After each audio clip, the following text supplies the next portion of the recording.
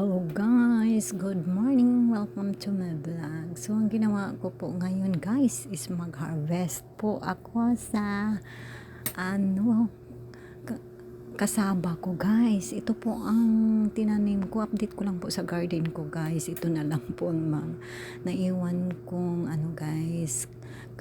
Kasaba kasi ninakaw po ang iba guys. So ngayon mag-harvest na po ako kasi parang matikman namin kung ano ang sarap sa tinanim ko na kasaba guys.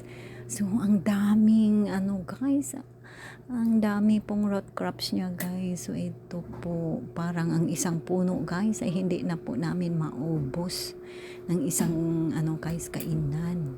So ito po si Habibi nandyan sa kabila guys. At yun, ito ang ginagawa ko.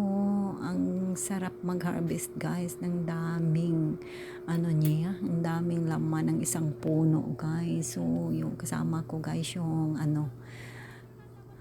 yung kasamaan ko dito sa bahay, asawa ng apo ni Habibi guys. So ito po, ayan. So, tingnan po nyo.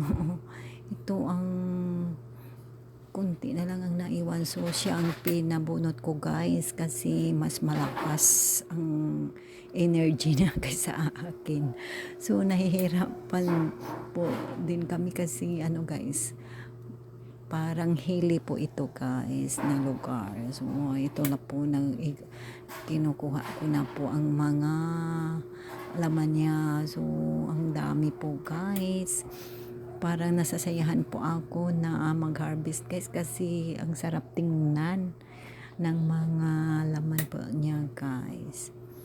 So guys, yan ang ginawa po natin. Update lang po ito sa kaganapan ngayong araw sa ginagawa po namin na pag-harvest sa tanim na kasaba ko guys. So, ito po, pag may itinanim tayo, may aanihin din. So, first time ko po itong nag-harvest ng isang kasaba. Guys, na nga ako po ang nagtatanim mismo guys. Parang feel natin na masaya tayo pag may grasya na natin na ani sa mga guys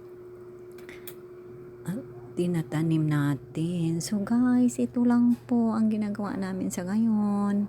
Thank you for watching my video. God bless guys sa lahat.